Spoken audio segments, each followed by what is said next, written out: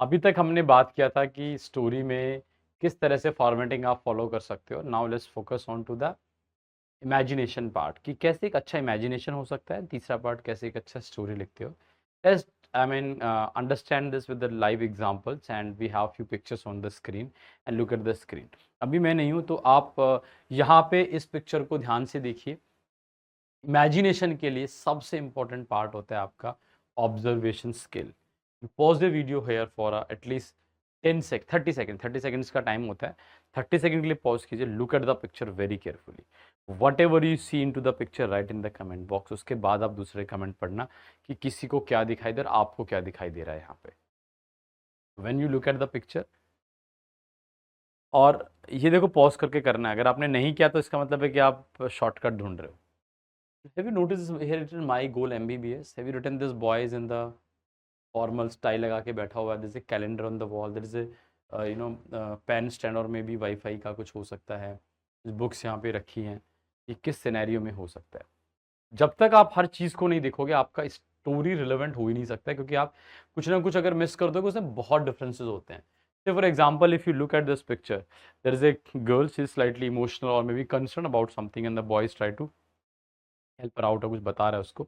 लेकिन उससे भी इम्पोर्टेंट बात है कि ये किसी आउटडोर सेटिंग्स में है। He they are standing under a tree.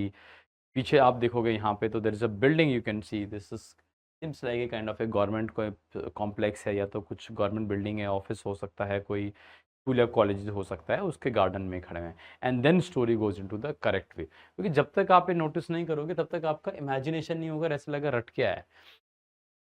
Same goes to this picture. If you see their dressing sense, the attire, the background setting, he is sitting here looking at somebody, they are also sitting and look at their expression. तो जो background है ना, ये बहुत ज़्यादा important है।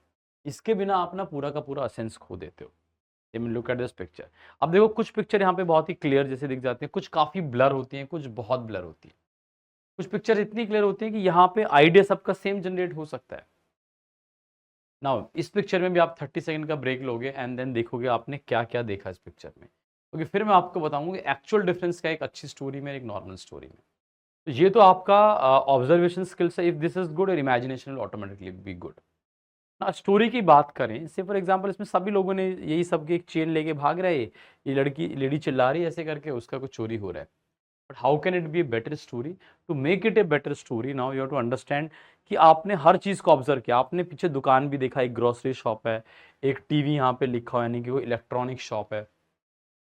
So when you writing about those story की what the hero is doing into this market is also very important. हमने बोला था ना introduction का what led to the situation. Maybe he has come for an electronic shop or maybe come to the market to buy some grocery item, and then he heard this voice and saw the man running with a chain in his hand and a lady shouting or maybe asking for a help.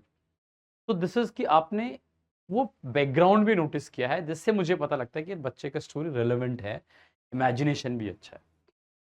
When you make से for example आप इस lady को अपना hero बनाते हो, तो आपने ये भी नोट डाउन किया कि she is having, I am talking about those the, if you are a girl you are writing the story that she is having a bag and how she utilize this bag.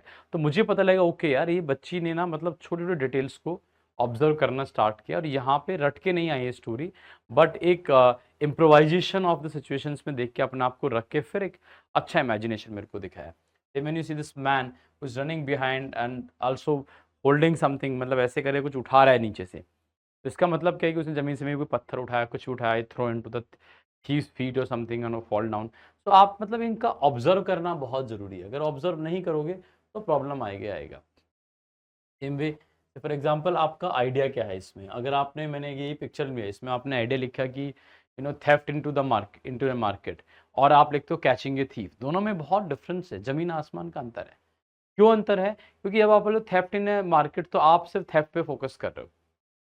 जब आप करते हो catching a thief, थोड़ा सा positive outcome है, थोड़ा सा मतलब आप उसको प्रॉब्लम को सॉल्व करने में कर ध्यान दे रहे हो। दूसरा, कुछ लोग अगर इसी को हीरो बना दे रहे हैं कि एक लेडी का चोरी हो गया and then she is screaming and shouting and she is like कि help help help, and there after somebody came and help her. So ये सारी चीज़ें में क्या होता है कि आप अपने आप को विक्टिमाइज कर रहे हो, मतलब मेरे साथ प्रॉब्लम है और मैंने तो मदद मांगी है।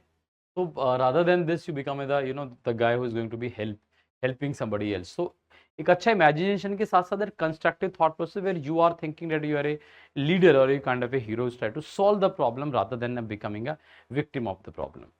ठीक है, तो I think if you keep all these things into consideration you will be able to write a good story. Remember one thing, we have only discuss about the writing part. This is the story writing part, and the major part which is left right now is the narration part and thereafter group discussion. Narration अच्छा हो सकता है बहुत आराम से, practice के साथ साथ डिस्कशन भी हो सकता है, बट ये बहुत इंपॉर्टेंट पार्ट है, पहले इसको ठीक करना है and I am sure you will be able to write a good story. If अगर आपके कोई और दोस्त हैं जो तैयारी कर रहे हैं सेम एग्जाम का, you can share the video with them, I think they will also be benefited. And if you have any query anything और आपको जो कुछ समझ में आया please write down in the comment box. In the next video, till then जय हिंद जय भारत।